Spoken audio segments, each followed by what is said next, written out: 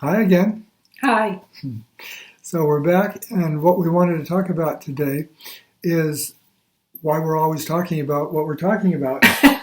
True, exactly. We've been sharing a lot about this new understanding that we really see has a real role in, well, quality of life, but also quality of health. What we have been sharing about is how the nature of life appears to be what we've called outside in. It appears that what happens in my life, the circumstances of my life, make me feel a certain way. For example, if I lose my job, I feel terrible. And that can go on for days, maybe weeks. I can get depressed. And I relate it all to the fact that I lost my job. Yeah, that's the culprit. The culprit. But actually, I know people who have lost their job and they actually felt a sense of relief. Yeah, true. I've had that experience. Have you? Actually. Okay, good. Yeah.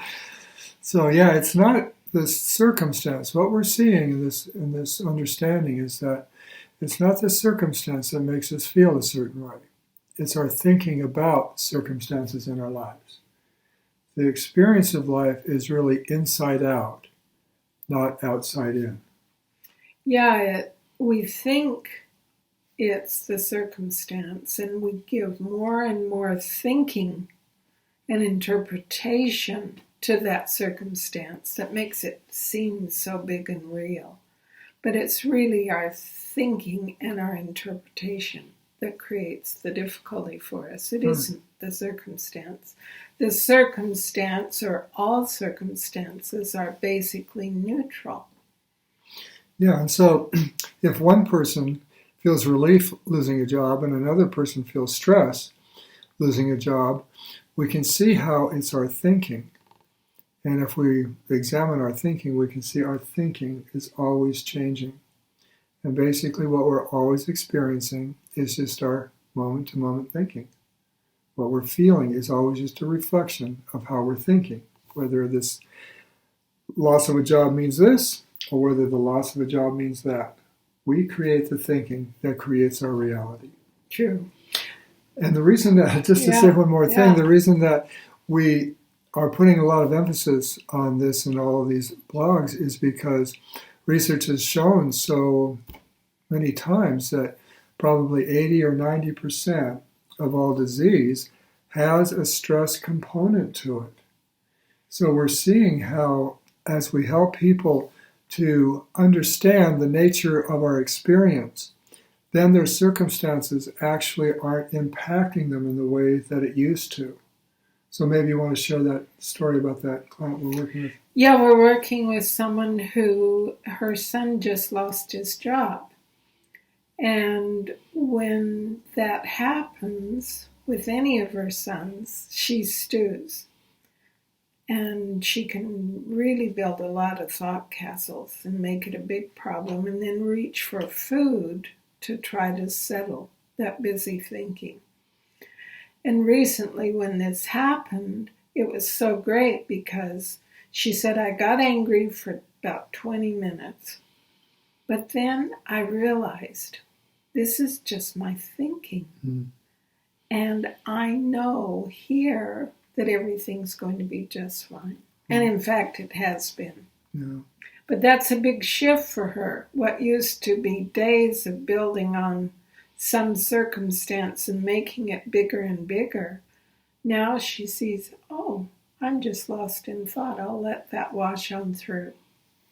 Yeah, so we're seeing this with a number of people that we're working with, and how when we begin to see that life is really inside out, that it's my thinking that's creating my reality, we're so much more at choice. Yeah.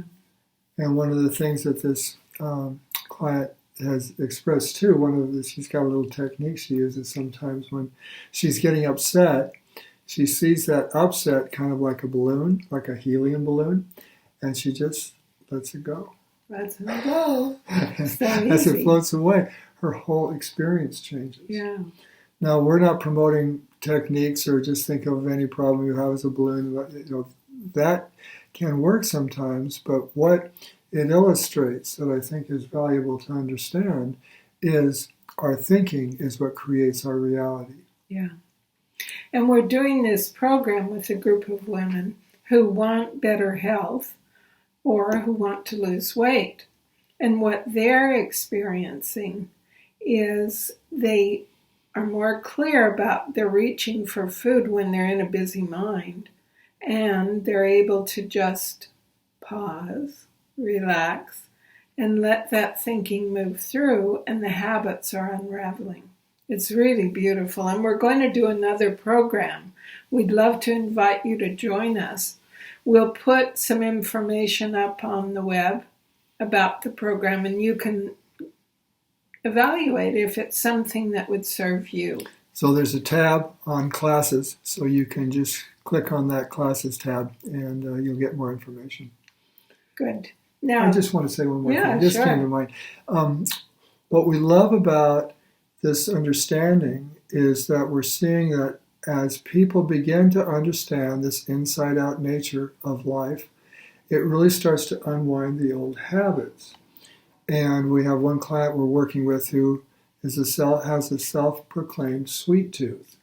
And she was telling us how she was in front of the candy counter just last week, and there was absolutely no draw to have a single piece of candy. Yeah, that's amazing. And so it was like, well, how can that be?